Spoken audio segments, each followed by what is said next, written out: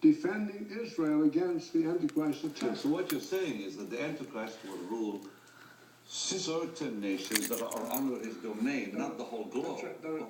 There are according to Daniel 2, Daniel 7, Revelation 13, Revelation 17, he will reign over a 10-nation confederation which will be formed within the boundary of the former Roman Empire. So then the mark of the beast will be only in force in those nations. In those nations, other nations who ally with him.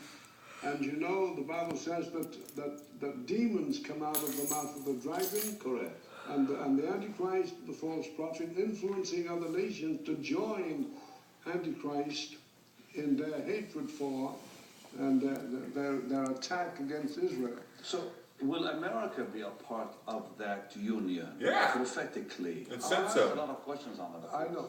Can you stop It's the interesting recording? that while America is the #1 power today, there's no mention of America in the Bible. Now, there is an indirect reference. I read a book years ago by Dr. DeHaan, and he said that in Ezekiel chapter 38, it talks about the merchants of Tarshish and the young lions. And he tried to prove that the merchants of Tarshish, being an island nation, and a nation with many ships, was Britain.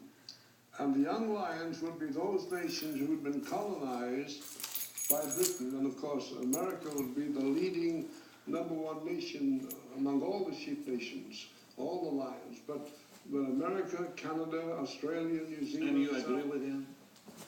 What are you doing? The ship is being launched by Did America. you not just hear me? I convinced said I'm that fucking recording. The merchants of Tarshish are Britain. I cannot be convinced of that. But still, under the domain of Antichrist will be what nations? Well, the Bible doesn't tell us. It tells us some of the nations who will be allied with Antichrist. In Ezekiel 38, for instance, we know that Russia will be attacked by Antichrist and will lead Russia. And we have Libya, we have Ethiopia, we have Iran, who's the modern-day Persia. So we know those nations will be pro-Antichrist. Okay, I want to ask you a question. Nostradamus, who I don't know whether he's of God or not, I probably think he's not, but said that the Antichrist will be a Muslim. He will be. So you agree? Oh, yes. Okay, where do we see this in the Bible? Well, we don't exactly, except the only culture today that kills people by beheading is the Muslim culture. And in Revelation chapter 6, verse 9, 10, and 11, it references to the first martyrs who will be killed during the tribulation period, and they will be killed by being beheaded. In Revelation chapter 20, verse 4, the Bible also talks about people who will be martyred, and they will be killed by being beheaded. And I was reading just before we came on the air, Benny. This is your own book. This is my book. The Islamic Mahdi and the Antichrist.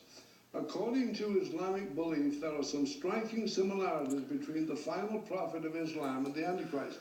In Islamic theology, they believe that the white horse rider of Revelation 6, who I believe to be the Antichrist, they believe in their theology that he will be their Messiah.